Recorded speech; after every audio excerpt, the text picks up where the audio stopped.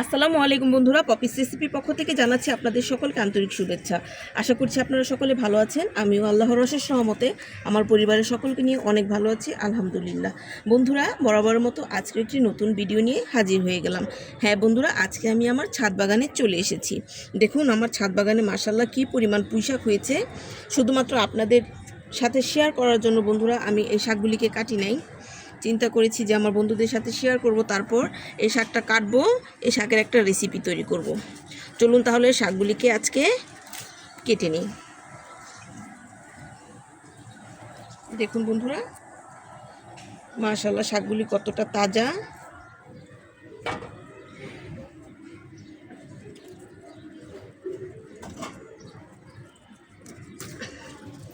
এই ডালটা অনেক বড়, আমি আপনাদেরকে দেখাচ্ছি।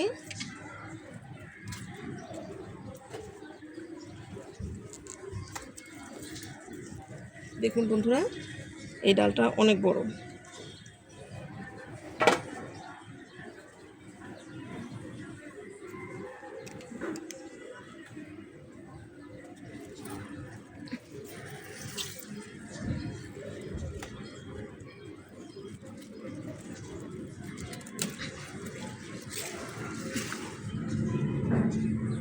দেখুন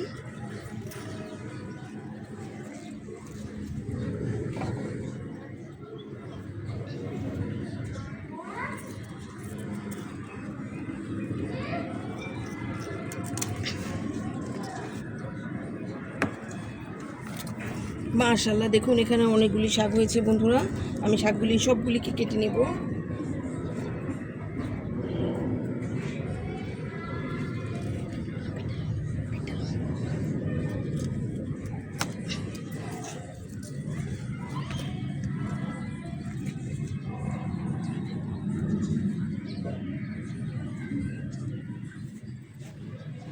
এই শাকগুলি আমি রেখে দেবো বন্ধুরা। এই শাকগুলি থেকে আবার নতুন করে শাক বের হবে। দেখুন এখানে কতগুলি শাক হয়েছে।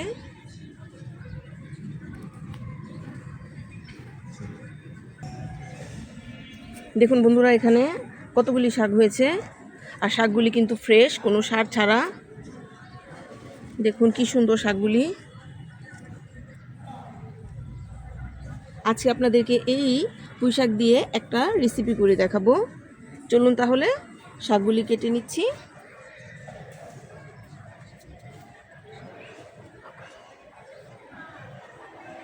বাইরের আবহাওয়াটা দেখুন, আলহামদুলিল্লাহ অনেক সুন্দর একটা আবহাওয়া।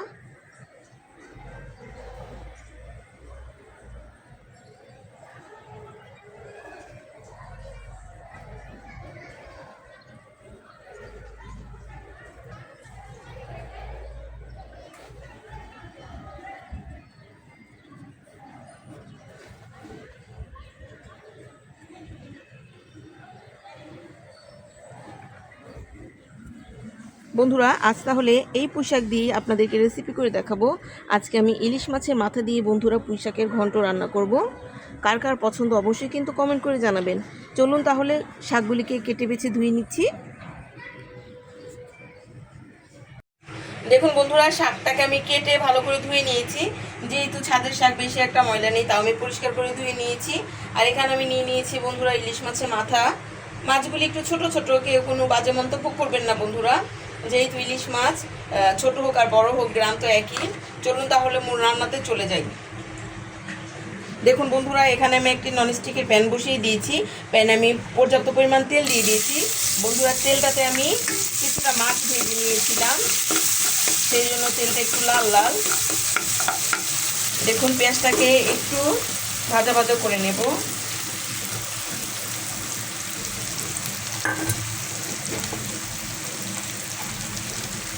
পেঁয়াজে দিয়ে দেবো একটু লবণ স্বাদ মতো। বন্ধুরা, লবণটা পরিমাণ মতো দিতে হবে, যেহেতু শাকটা কিন্তু সিদ্ধ হয়ে অল্প একটু হয়ে যায়। প্রথম পর্যায়ে একটু কম লবণ দিবেন, পরবর্তীতে চেক করে তারপর দিয়ে দিবেন। পেঁয়াজটা একটু ভাজা ভাজা হোক। দেখুন বন্ধুরা, পেঁয়াজটাকে আমি অল্প কিছুক্ষণ ভেজে নিয়েছি যাতে কাঁচা কাঁচা ভাবটা চলে যায়। এখন এতে আমি অল্প একটু পরিমাণ আদা রসুনের পেস্ট দিয়ে দিব। যেহেতু শাকটা পরিমাণ করে আদা রসুনটা দিয়ে দিতে হবে। আদা রসুনটাকে কিছুক্ষণ পেঁয়াজের সাথে ভেজে নেব। বন্ধুরা, পুঁই শাক দিয়ে ইলিশ মাছের মাথা কিন্তু খেতে দারুণ লাগে, অনেক মজাদার হয়। কে কে রেসিপিটা বাসায় করে খান অবশ্যই আমাকে কমেন্ট করে জানাবেন। আর যেহেতু নিজের হাতে করা পুঁই শাক দিয়ে আজকে রান্না করব, স্বাদটা কিন্তু দ্বিগুণ হয়ে যাবে। দেখুন, আদা রসুনটাকে আমি ভেজে নিয়েছি। এই পর্যায়ে কিছুটা পানি দিয়ে দেব, অল্প একটু পরিমাণ,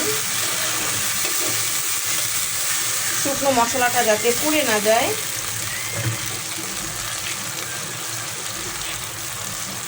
এখন এতে দিয়ে দিব অল্প একটু হলুদের গুঁড়া,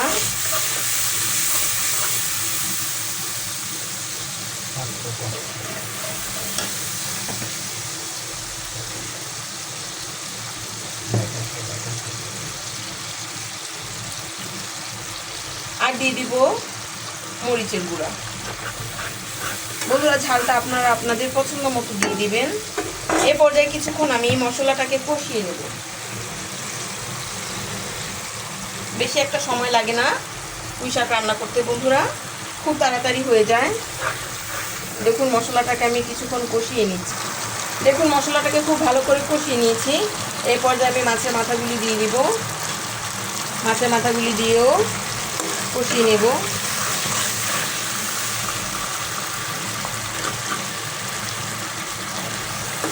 তাহলে আমি মাছের মাথাগুলিকেও ভালো করে মশলার সাথে কষিয়ে নিচ্ছি।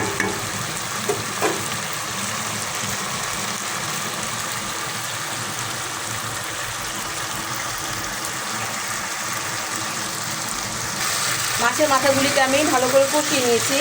এই পর্যায়ে আমি শাকগুলি দিয়ে দিব।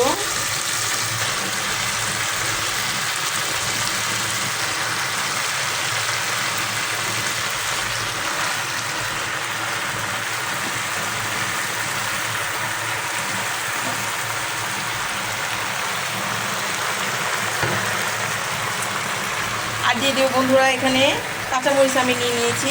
কাঁচামরিচটা মাঝখান দিয়ে ফালি করে নিয়েছি। আপনারা ঝালটা আপনাদের পছন্দ মতো দিয়ে দেবেন।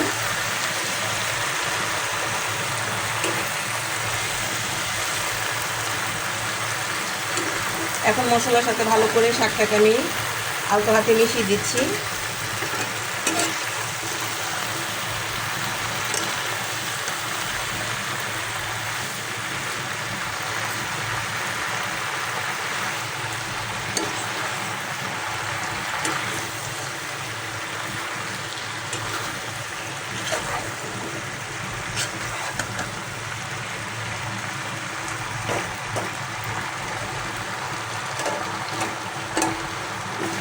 এখন ভালো করে বন্ধুরা আমি শাকটাকে রান্না করে নেব, মানে সিদ্ধ করে নেব।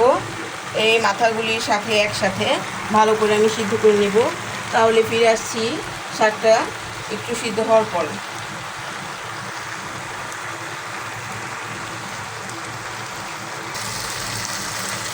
দেখুন বন্ধুরা, শাকটা কিন্তু রান্না কমপ্লিট হয়ে গেছে। পানিটা আমি পুরোপুরি শুকিয়ে নিয়েছি, মাথাগুলিও ভেঙে নিয়েছি। দেখতে কতটা সুন্দর হয়েছে বন্ধুরা, খেতেও কিন্তু দারুণ হয়েছে। আশা করছি আজকে আমার এই পুঁই শাকের রেসিপিটা আপনাদের সবার কাছে ভালো লাগবে। যদি ভালো লেগে থাকে তাহলে অবশ্যই চ্যানেলটা সাবস্ক্রাইব করতে ভুলবেন না। পাশে থাকা বেল বাটনটা অল ক্লিক করে রাখবেন, যাতে আমি নতুন কোনো রেসিপি ছাড়ার সাথে সাথে সবার প্রথমে আপনাদের কাছে নোটিফিকেশনটা চলে যায়। আর বন্ধুরা, যদি বেশি ভালো লেগে থাকে তাহলে অবশ্যই আপনাদের ফ্রেন্ড অ্যান্ড ফ্যামিলির সাথে শেয়ার করে দিতে পারেন আজকের এই রেসিপিটা। সবাই ভালো থাকবেন, সবাই সুস্থ থাকবেন, সবাই পপিস রেসিপির সাথে থাকবেন। আসসালামু আলাইকুম।